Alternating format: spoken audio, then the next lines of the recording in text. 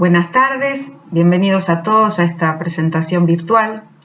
Durante mi presentación intentaré describir cómo un síntoma tan inespecífico como es el prurito puede tener un enfoque preciso y un tratamiento también preciso. El prurito es una sensación que induce al rascado para tratar de aliviar esa sensación. Para hacer un abordaje preciso del prurito, debemos conocer los mecanismos moleculares que inducen ese síntoma, ver de qué forma podemos hacer un diagnóstico molecular, si tenemos biomarcadores que nos puedan ayudar a eso, y por último, ver si existen drogas que puedan bloquear específicamente el mecanismo molecular productor del prurito. A nivel de la piel encontramos diversos mediadores que son responsables de la generación y de la transmisión del prurito. Algunos son liberados por los queratinocitos, otros por los mastocitos, otros por los linfocitos T, fundamentalmente Th2, los eosinófilos y los neuropéptidos a nivel de las terminaciones nerviosas. El estímulo pruritogénico se origina en la dermis y en la unión dermoepidérmica y es conducido por las fibras nerviosas desmielinizadas delgadas de tipo C por dos vías de señalización que estarían determinadas por el tipo de estímulo pruritogénico. Las fibras graficadas en azul se denominan vía dependiente de histamina, que son fibras insensibles al tacto, y en rojo es la vía independiente de histamina, que son sensibles al tacto. Una interacción compleja entre las células, los mastocitos, los neutrófilos, los queratinocitos, las terminaciones nerviosas, con la liberación de citoquinas, proteasas y neuropéptidos, producen la exacerbación de ese prurito, de ese estímulo que va ascendiendo por la fibra C, que hacen sinapsis en las neuronas del asta dorsal de la médula, y a partir de ahí el estímulo pruritogénico asciende por el tracto espinotalámico contralateral con proyecciones hacia el tálamo. Y desde el tálamo se transmite a varias regiones del cerebro que están involucradas con la sensación, la evaluación de las emociones, la recompensa, la memoria, generando desde esos lugares ese deseo de rascarse. Y ahora vamos a ver la secuencia molecular de la transmisión del prurito. En relación a la vía histaminérgica, comienza con la activación de los receptores para histamina 1 y 4, que por medio de la fosfolipasa C-beta-3 y fosfolipasa A activan los potenciales receptores transitorios de canales catiónicos que transmiten el estímulo pruritogénico hacia la corteza cerebral mediante el péptido natriurético de tipo B y los receptores de péptido natriurético. Algunas cosas para destacar en esta vía es que los receptores para histamina forman parte de una superfamilia de receptores denominada receptores acoplados a la proteína G. Dentro de este grupo, entre otros, se encuentran los receptores adrenérgicos, los receptores para bradiclinina, para serotonina, los receptores activados por proteasas, y actualmente son un foco de estudio de desarrollo farmacológico de distintas patologías, de tratamiento de distintas patologías. En relación a las enzimas, la fosfolipasa C-beta-3 es fundamental para la transmisión del prurito generado por la serotonina.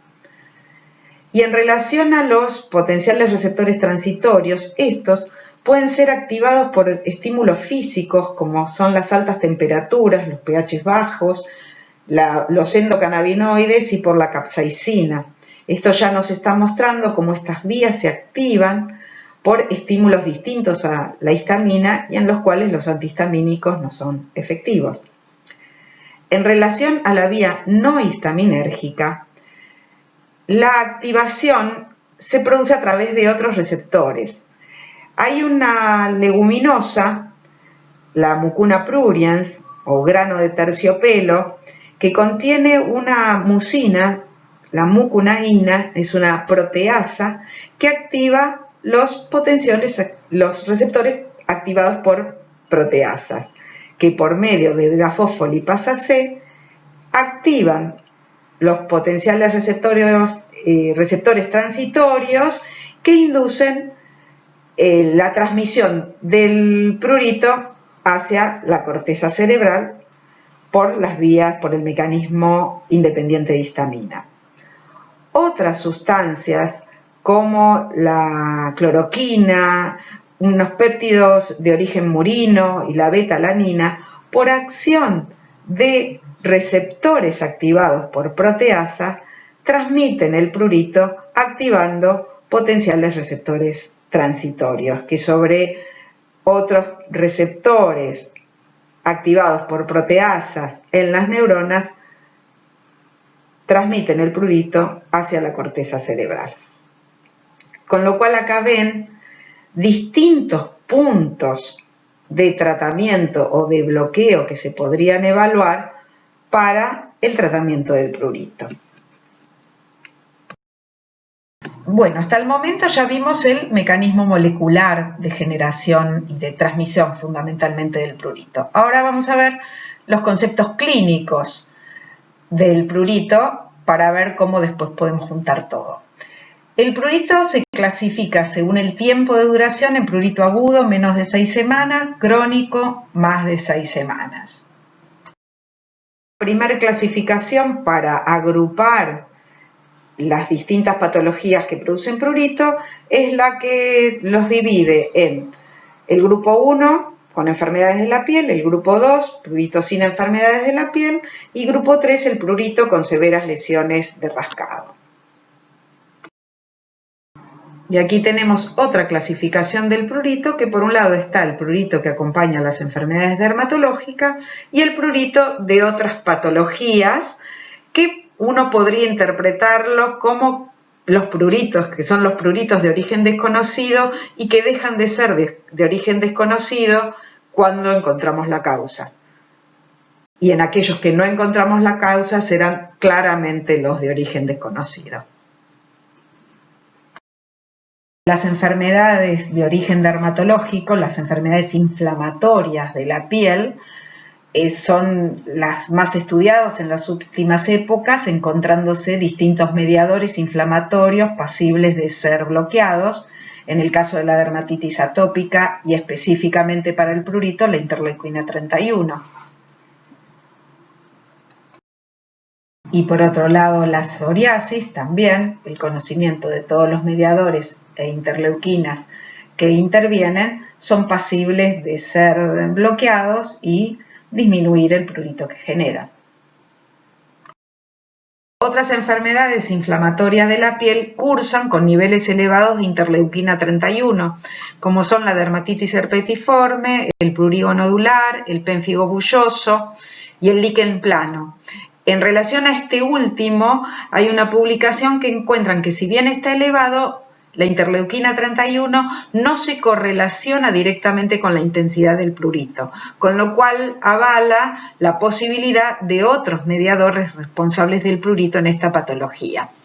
También tenemos el prurito de la cerosis, la piel seca pica, se ve más en las personas mayores, no habría un biomarcador particular de este cuadro.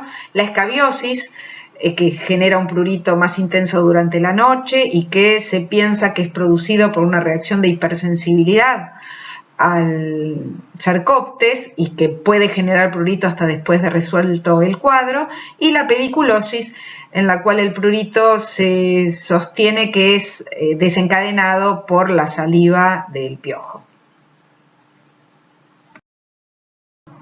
El prurito que acompaña la insuficiencia renal crónica es un desafío terapéutico ya que tiene varias causas. Se caracteriza por ser muy intenso, que puede evolucionar en forma continua o con paroxismos, que puede ser localizado en la espalda o en las extremidades, en la zona de la fístula arteriovenosa, o que puede ser generalizado. Tiene, como dije al principio, varias causas. Una de ellas en los pacientes que ya se dializan puede ser la hipersensibilidad a las membranas de diálisis, que se manifiesta cuando empieza a dializarse el paciente y que con el cambio de la membrana revierte, entre otras medidas que se podrían llegar a tomar. La cirrosis, todos los pacientes renales crónicos tienen cirrosis, pero no todos tienen prurito, con lo cual es un factor, pero no es el único. La anemia también es un desencadenante del prurito, ya que se ha visto que a los pacientes cuando se los trata con eritroproyetina revierten el prurito. También está descrito que la neuropatía periférica y los trastornos neurológicos en los pacientes insuficientes renales crónicos pueden ser productores de prurito, ya que al tratarlos con gabapentin o con lidocaína el prurito se dio. El hiperparatiroidismo secundario también es un productor de prurito, ya que los depósitos de calcio y fósforo en la piel, que son los responsables de las calcificaciones de los tejidos blandos, generan degranulación mastocitaria con liberación de histamina y serotonina, y se ha visto que en gran parte de pacientes la paratiroidictomía revierte totalmente el prurito. Pero hay otros pacientes, y el enfoque se ha puesto mucho en esto en los últimos tiempos, que presentan un desbalance del sistema opioideo y un proceso inflamatorio inmunológico que le genera el prurito. En relación al desbalance del sistema opioideo, estos pacientes tienen una hiperexcitabilidad de los agonistas opioides mu, que son pruritogénicos, a nivel del sistema nervioso central, lo que genera el aumento del prurito, y el bloqueo de estos receptores los disminuye. Por otro lado, también se ha visto que hay que intervienen en la generación del prurito los receptores para endocannabinoides que están distribuidos a nivel del sistema nervioso central, periférico, en médula ósea, vaso y entre otros órganos también, porque la inhibición de estos receptores disminuye el prurito. En relación a la inflamación inmunológica, los pacientes renales crónicos tienen niveles elevados de interleuquina 6 y de interleuquina 31. La interleuquina 31 es pruritogénica. En relación a la interleuquina 6, esta elevación está asociada también en los pacientes con peor evolución de su insuficiencia renal. Se ha visto que el aumento de los depósitos de calcio y fósforo a nivel de la piel aumentan la liberación de interleuquina 6, la cual aumenta la excitabilidad de los receptores para quinasas en el ganglio dorsal, generando el estímulo de los receptores acoplados a la proteína G cerebral que inducen el prurito. Está investigado y demostrado que el Cutibacterium acne y el Staphyloepidermidis, por la fermentación de los carbohidratos, producen ácido butírico, y este ácido butírico disminuye la liberación de interleuquina 6, disminuyendo el prurito.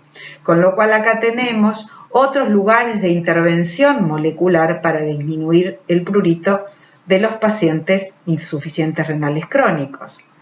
Con lo cual, ¿cómo podríamos hacer el diagnóstico en estos pacientes? Tenemos biomarcadores, desde ya los biomarcadores para hacer el diagnóstico de la insuficiencia renal, y desde el punto de vista inmunológico, el dosaje de las paratormona, las interleuquinas, nos ayudarían al diagnóstico para después hacer el tratamiento molecular. El prurito de origen hepático se manifiesta en aquellas patologías que producen colestasis, y fundamentalmente colestasis intrahepática. Clínicamente se manifiesta con prurito generalizado con compromiso de palmas y plantas, Y la enfermedad patognomónica productora de prurito es la cirrosis biliar primaria. Esta enfermedad es una enfermedad autoinmune que produce colestasis intrahepática, que se manifiesta preferentemente en mujeres de mediana edad, que presenta elevadas las enzimas de colestasis, fundamentalmente fosfatasa alcalina, gamma-GT, 5-nucleotidasa, y en la cual el prurito puede ser el primer síntoma indicador de la enfermedad. Los pacientes que presentan colestasis tienen niveles elevados de autotaxina. La autotaxina es una enzima que transforma la lisofosfatidilcolina a ácido lisofosfatídico, y este ácido a nivel de las terminaciones nerviosas produce prurito. Se ha visto que la rifampicina, por acción sobre los receptores X de pregnano, inhibe la acción de la autotaxina, con lo cual podría de esa forma disminuirse el prurito producido por la colestasis. Ahora, en este caso, con la rifampicina tendríamos el problema de los efectos adversos que puede dar la rifampicina, la colestasis misma que ella puede dar por toxicidad o las reacciones medicamentosas. En los pacientes con enfermedad hepática, al igual que los que tienen insuficiencia renal crónica, tienen desbalance de los receptores agonistas opioides mu, por lo cual su bloqueo disminuye el prurito. Y también se ha postulado, pero no del todo demostrado, que la colestasis del embarazo sea producida por los ácidos biliares, ya que los inhibidores de la absorción de los ácidos biliares como la colestiramina no logran contrarrestar totalmente el prurito en el embarazo. Con lo cual, ¿cuáles podrían ser biomarcadores de este prurito? Los opioides endógenos, los anticuerpos antimitocondriales para el diagnóstico de cirrosis biliar primaria desde ya, los niveles de autotaxina, de ácidos biliares. Es para pensarlo y para considerarlo. Algunas enfermedades hematológicas se asocian con prurito y este puede precederlas a la aparición de los síntomas hasta 5 años antes. Estos son el linfoma de Hodgkin, las leucemias linfáticas, fundamentalmente la policitemia vera, el mieloma múltiple. Los mecanismos no están del todo dilucidados, pero se encuentra en estos pacientes liberación aumentada de histamina, eosinofilia e IgE elevada en los pacientes con linfoma de Hodgkin, en algunos colestasis y en otros liberación de peptidasas de leucocitos y bradiquinina. En relación al prurito de la policitemia vera, que es muy característico, es muy intenso y se produce en la gran mayoría de los pacientes, es un prurito acuagénico que se desencadena con el contacto del agua independientemente de la temperatura. Son pacientes que piensan mucho antes de ir a bañarse. Y también se desencadena por los cambios bruscos de temperatura, por el ejercicio, por el alcohol. Fisiopatológicamente se piensa que intervienen las prostaglandinas, intervienen las serotoninas, ya que algunos pacientes mejoran su prurito, se disminuyen su prurito con aspirina y con paroxetina, que es un inhibidor de la recaptación de la serotonina. Otras patologías como la deficiencia del hierro, que se puede acompañar con glositis y keilitis, que se da más en el alcoholismo y en algunos pacientes con cáncer, el hipertiroidismo, la enfermedad de Graves, que aumenta la temperatura corporal por el flujo sanguíneo y presentan disminución del umbral de prurito, el hipotiroidismo por la xerosis y el mixedema que se pueda producir, y la diabetes, que puede tener realmente un prurito de origen desconocido que solamente le pique el cuero cabelludo o la región perianal y genital por la colonización con cándida, o por las patologías agregadas, que puede ser la falla renal en el diabético o la disfunción autonómica. Y por último, para complicar un poco más el panorama del prurito de origen sistémico, en esta tabla tienen todas las drogas que se han visto que pueden inducir o que pueden mantener el prurito crónico. El prurito de origen neurológico en algunas ocasiones se genera por compresión o daño de los nervios periféricos. Existe una teoría para este tipo de prurito de que puede ser el resultado de la presencia de opioides endógenos endoespinales que abren la posibilidad a que existan neuronas específicas del prurito a nivel de la médula espinal, como un posible foco de estudio posterior. Las neuropatías se producen por daño de las neuronas sensoriales y pueden dar dolor o prurito. En relación al prurito braquiorradial, es un prurito localizado que involucra la región dorsal lateral proximal del antebrazo, con síntomas que pueden ser bilaterales, unilaterales, intermitentes, que puede extenderse hacia todo el brazo o el tronco. La hipótesis de este tipo de prurito es por compresión de las raíces nerviosas, fundamentalmente C5 y C8, similar a lo que es la nostalgia parestésica, que también es un prurito que se genera por compresión de las raíces posteriores espinales desde T2 a T6, que es unilateral y son pruritos sin lesiones cutáneas, salvo las lesiones de rascado que pueden tener. En relación a la neuralgia posherpética, se produce una vez cicatrizado y resuelto el herpes, se da hasta en un 58% de los pacientes y genera prurito más frecuentemente cuando el herpes comprometió cabeza, cara o cuello, si bien sabemos que más que prurito a veces da dolor. En relación a la esclerosis múltiple, se ha descrito que tienen paroxismos de prurito, probablemente por activación de sinapsis artificiales en zonas de desmielinización. Y los tumores cerebrales por excitación de receptores cerebrales específicos del prurito. Y en relación al prurito psicosomático, es desencadenado por enfermedades psiquiátricas, no tiene una fisiopatología única de prurito, sino que es secundario a esta enfermedad y resolverá tratando la enfermedad psiquiátrica. Y ahora vamos a tratar de unir lo molecular con las enfermedades que producen prurito. Frente a un paciente con prurito crónico, lo primero que vamos a tener que ver si tiene lesiones en la piel y qué enfermedad cutánea puede tener. En base a la enfermedad cutánea que diagnostiquemos, sabemos que podemos dar bloqueantes de interleuquinas o de receptores de interleuquinas para el eczema atópico, para la psoriasis. A la xerosis habrá que humectarla, la escabiosis habrá que tratarla, la dermatitis de contacto, evitar el contactante, la picadura de insecto, calmar simplemente el prurito, y en el líquen plano, tal vez que genera un prurito inconversible, si se confirma más la importancia de la interleuquina 31 en la patología, quizás podría tratarse de esa forma.